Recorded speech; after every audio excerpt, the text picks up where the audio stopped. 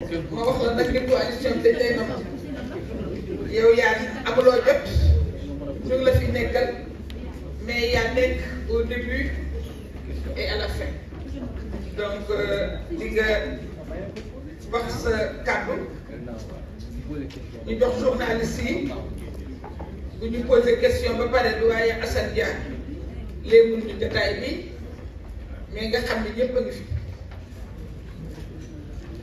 ñëpp a ngi fi ay góor lañ yu dul gerte léeg-léeg ma am problème samay problème nag bu ngeen ko déggee ñu koy wax ci presse bi ma waxaale ko par mercredi la am na ñoo xam ne bu ñu liree conseil des ministres ba pare rek ñu commencé dal ci sama kaw léegi tàmm naa ko mais nag damay teel a reer balaa mercredi bala ñuy wax communiqué conseil des ministres bu ngeen di pare rek ñu dal ci sama kaw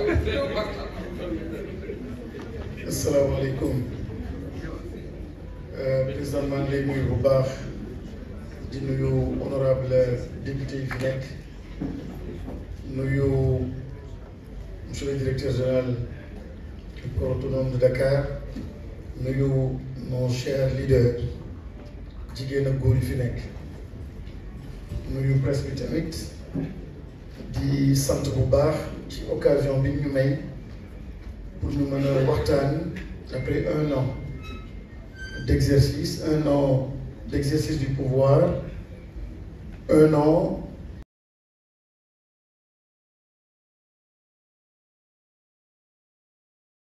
président Bassirou Diomaye Faye ak son premier ministre Ousmane Sonko man nag amatuma li may wax ci justice leeral ngeen reddition des comptes.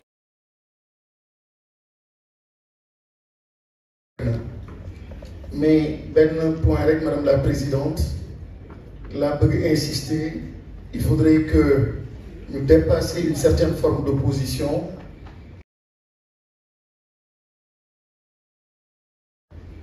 l'opposition n'avait pas gagné ici mars bi passé c'était pas l'opposition c'était une victoire du peuple sénégalais.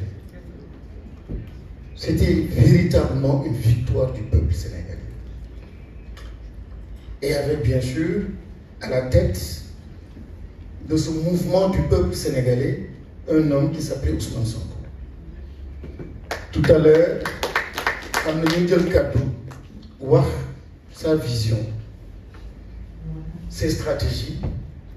On était dans les couloirs, mais je dis, comme la présidente,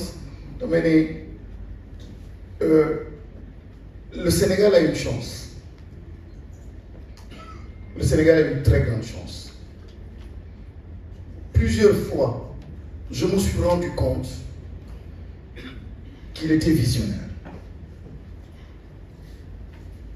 Mais au-delà de sa vision, dafa am un élément extrêmement important, c'est que dafa am yàlla nag moo koy def yàlla moo réfléchir. C'est pas 1 plus 1 égale 2. Da ngay ñëw nga indil ko 1 plus 1 égale 2 mu ne la mais waroon na jaar fii jaar fële et finalement nga may tuuti délai tu te rends compte qu'il avait raison. Avec beaucoup de liberté. Pourquoi j'évoque ça? Parce que en parlant au peuple, nous devons comprendre que le contexte, il y a deux contextes boo xam ne dañu marqué actuellement pouvoir bi première année. Le contexte géopolitique, international, et même africain. Le peuple sénégalais doit comprendre ce qui est en train de se passer. Et de faire une incidence sur l'exercice du pouvoir. Bi ci mujj mooy lii xew États-Unis koo xam ni gëmatul mondialisation koo xam ni mi ngi renverser ordre bi fi nekkoon koo xam ni y avait des partenariats extrêmement forts lépp ngi bouleversé dans le monde mu amaat autour de nous des pays qui étaient avec nous économiquement politiquement ainsi de suite lu bëri mi ngi soppeeku nga gis tamit des pays du Maghreb du ma ci tudd xam naa le directeur général du port na ma comprendre ni ñoom aussi ils sont très agressifs di profiter ci benn situation pour mener économiquement s'implanter et puis am seen partenariat très fort avec d'autres pays et tout cela peut amener le Sénégal à perdre donc benn position ou benn leadership. Dans ce contexte, le président de la République, son premier ministre, son gouvernement et le peuple sénégalais, tous doivent se mobiliser pour l'essentiel. Pour l'essentiel. Ça, c'est un premier aspect. Le deuxième aspect, moom mooy lii xewoon ngir yàlla bu ñu ko fàtte. Il faut donner du sens à ce qui s'est passé. C'est mort. Ce désordre, cette catastrophe. Xam nga su jàmm amee doomu aadama da ngay teel a fàtte. Mais le Sénégal a frôlé la catastrophe. Et il y a des pays qui ne sont plus jamais relevés de cette catastrophe. Et cette catastrophe, ce qu'il expliquait, moi, l'aspiration très profonde des Sénégalais. Da ngay gis koo xam ni musul def politique. J'ai vu, nous avons vu, moment bi ñu doon def caravane. Da ngay gis ay maires yu màgget yoo xam ni gëj nga leen gis ñu yëg dox ñu nekk di tàccu nekk ci biti pour montrer leur soutien à ce qui était en train de se passer. Ndaw mag ñëpp jóg un sursaut national. Donc c'est une victoire du peuple sénégalais, une victoire pour la justice, une victoire pour un changement profond et à tous les niveaux. Moi, je m'en rends compte du secteur bu ndaw bi ma yor muy éducation nationale. Je me rends compte que l'aspiration est tellement profonde de changement. C'est une exigence ku nekk bëgg na tey jii cette notion de souveraineté bu mu nekk slogan ça correspond à chacun de nous tey jii ci culture da nga koy gis ci musicien da nga koy gis ci sunu kër ni ñu koy defee dañ koy gis ci lépp da ngay gis ni il y a une volonté de rencontrer sa propre identité. Loolu nag moo tax ma ne nañuy wax ak Sénégalais continuons de parler aux Sénégalais parce que vous avez parfaitement raison, c'est de la distraction. C'est de la distraction. Et les Sénégalais continuent de porter ce projet. Madame la Présidente, cette coalition qui est ici et ces leaders qui sont là, damay ragal rek ñu bañ a natt seen leadership ak seen engagement par rapport à un poste.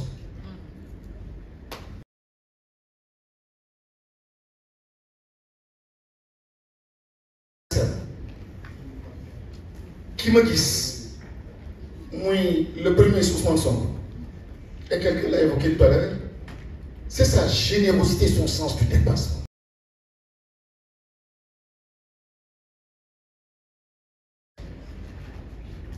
Mais la phrase ak leen loo xam ni et j'étais surpris quand moi je l'ai retrouvé dans sa cellule li ko gënoon a marqué ak sonal moi c'était les enfants qui étaient tués. Ça daf ko ba léegi hein. Et donc juste une parole, je ne veux pas revenir là-dessus sur la question de la loi sur l'amnistie. Ça c'est un problème. C'est un problème boo xam ni il ne peut pas mu nekk loo xam ne da ngay bàyyi noonu mu dem. Alors quand on clarifie la question en disant que la justice peut continuer à poursuivre ñoo xam ne war nañ leen poursuivre, il est tranquille. Et vous l'avez compris en disant je suis soulagé. Et j'ai entendu d'autres dire mais tiens mon est en lit donc il a été rabroué. Non du tout. C'était ça le point essentiel. J'invite donc cette coalition, ces leaders, à continuer à être généreux. damay wax mooy ku généreux. Généreux du courage du doole. mais tous ces obstacles intérieurs nga koy franchir te bi ñu doon xeex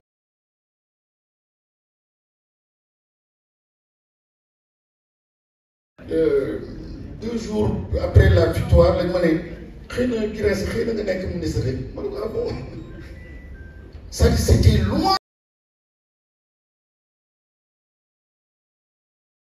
Ils sont dans l'exercice du pouvoir actuellement, je suis certain qu'ils étaient tous dans le combat, mais personne qui...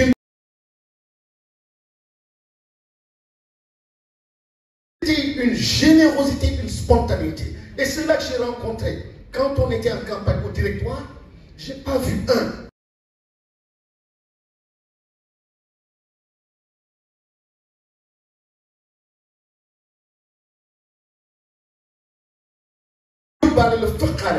Je demande à chaque leader de rester donc avec ses convictions. Ses convictions, c'est le peuple. Ses convictions, c'est le Sénégal. Ses convictions, c'est le projet. Et qu'on se batte.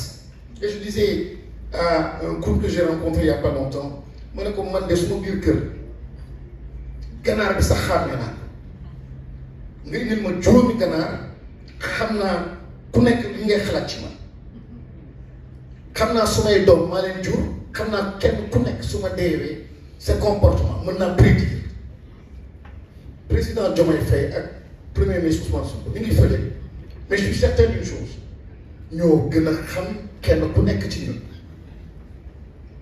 Et j'ai dit la suggestion bi may def d'abord yàlla ay maye mais je dis la suggestion que je fais continuer sa yoon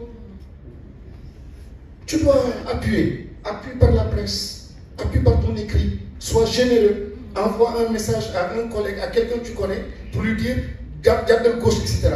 Je dis tôt ou tard nit ki mooy ne waa kii bëgg naa toog ak kii parce que un homme qui est au pouvoir son problème mooy avancer. Da ngay nekk en famille tu es entouré de 100 200 personnes mais tu es seul da ngay soxla koo xam ni ak ñoo xam ni ñoom ñooy continuer di la éclairer di guider di la jàppale. moo tax en tout cas je prends la parole simplement pour dire ne perdons pas la chose de vue la plus importante mooy notre foi ci projet bi suñu gëm-gëm li tax ñu xeexoon ak ñoo xam ni. Et ils ne peuvent rien revendiquer aujourd'hui. Nous sommes mutilés, nous sommes perdus, etc. Qu'est-ce qu'ils peuvent dire? Est-ce qu'eux, ils ont la possibilité même de taper sur la table? Non. Comme il y a le Japonais. Mais ce projet-là, il est important. Et j'insiste là-dessus. Pour dire que ce que ce gouvernement a fait, pour moi, de plus important et de plus grandiose en un an. Bon, c'est vrai, il y a les chiffres, ça c'est bien, parce que les gens qui veulent des choses factuelles. Mais il y a une autre dimension très subtile de moi c'est la chose disruptive madame changement profond qui opère au dessous. Nous on le sent et des fois ça ressemble à peut-être du retard je sens des fois etc. Non, c'est pas ça. Ce qui est en train de se passer, c'est un changement de paradigme à l'intérieur. Un ministère qui avait l'habitude d'aller tout seul, on lui dit oh reviens. Il faut un secteur pour donc il faut qu'il y ait ce qu'on appelle les projets catalytiques. On n'avait pas l'habitude de travailler comme ça. Mais aujourd'hui, dans mon Adama, et puis surtout des ministères, des organisations, qui pendant des siècles n'ont jamais eu à travailler comme ça, aujourd'hui on les met ensemble, on les force ensemble, on les oblige pour mettre dans une logique de rationalisation. Donc l'eau, si la mayonnaise prend, à terme, il y a un impact pour nous. Exemple, moi, presque partout dans tous les secteurs. Ministre Bo, dîner l'année, aujourd'hui, ce qui est en train de s'opérer, direction Bo, agence Bo, il y a des changements profonds, extrêmement intéressants.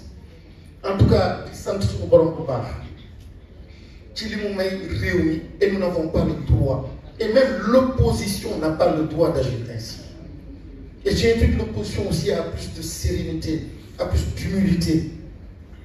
Ce qui s'est passé il y a moins d'1 an, je me souviens, sous nos dernières rencontres ici, c'était ici le rendez-vous, pour justement la déclaration de candidature, vous étiez témoin. Bénigno et Belé préparé, fille bombe lacrymogène, DAC, on n'a pas pu l'organiser. Ce jour-là, chacun de nous voulait se suicider. Parce que cette dignité, on le connaît. C'est chez Abifsi qu'on s'est retrouvé, qui a aménagé séance tenante, son salon. Il y a moins d'1 an. Débat que le Sénégal n'oublie pas, que le peuple sénégalais n'oublie pas, nos leaders, nous n'avons pas le droit d'oublier. Mais que l'opposition aussi n'oublie pas et soit plus simple. Il faut absolument que nous répondions à l'appel et aux aspirations du peuple sénégalais. Ce n'étaient pas les aspirations d'un parti, ni d'une coalition. Selon une cote de l'aide. Mais c'est le peuple qui a déjoué tout. C'est le peuple qui a dit non. C'est le peuple qui s'est battu. Et nous devons du respect à ce peuple. Nous devons du respect à ce peuple. Nous devons du respect à ce qui s'est passé. Je vous assure, quand le 4 avril passé, Macky Sall la prouesse de ce régime, en remettant de l'ordre, j'étais fier de la République. On a un beau pays, on a un État. Le 4 avril, c'était beau. C'était la République. Je dis, si on avait perdu ça, ça valait tous les sacrifices. Heureusement qu'il y a cette clairvoyance, heureusement qu'il y a cette sagesse et cette vision qu'on a. Donc, il y a le Dimbali, il y a le Diapelé, et que pour tout le reste du mandat, que ce soit succès sur succès, Inch'Allah. Merci de venir. Merci, monsieur le ministre. Monsieur le ministre, li mu mën a témoigner tam mooy à chaque fois sa xel a ngi ci coalition bi. Et justement, parlant de la fête de l'indépendance, le président nous a doté de 150 cartes. 150 cartes. Nous, au Sénégal, même les militaires, nous avons la coalition Diomaye président, enveloppe de dédiée présidence de la République, la coalition.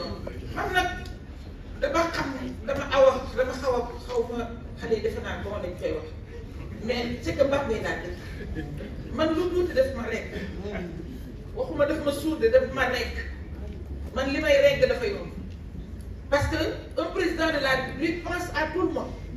Un président de la République, c'est le père de la nation, de toute la nation. Nga toog sa bureau jël sa enveloppe ñu xamee ne lii sa bind la nga bind coalition Diomaye. ñu ngi nii monsieur le ministre newuma kenn kay jël sa carte man maa jël des coursiers jox leen numéro fay leen ni leen dem leen ngeen yóbbul ko ci seen bët parce que foofu la leen seen kilifa teg foofu la leen seen président coalition teg foofu la leen seen àndandoo teg ki ngeen jàppale ba mu toog fàttewu ne tey waaye ak am ngor le 13 mars dama doon def màggalu Mbàkke Kajoor ma ñëw ma maa docteur waxal waa coalition bi ni fàttewu ma kenn ku jël 1 litre waxul 1 franc de d'habitude 1 franc la nit ñi wax mais bëgguma détourner li mu wax mu ne 1 litre nga consommé ko pour contribuer ci suñu liggéey dama la amaluma lay may ma reggati am kon ñu mujj rek te xam ne dina baax yaakaar naa mën nañu def ci presse oui après ñu def résolution effectivement ok kon Abou wala amaleen question ah ma ngi yére amaleen morom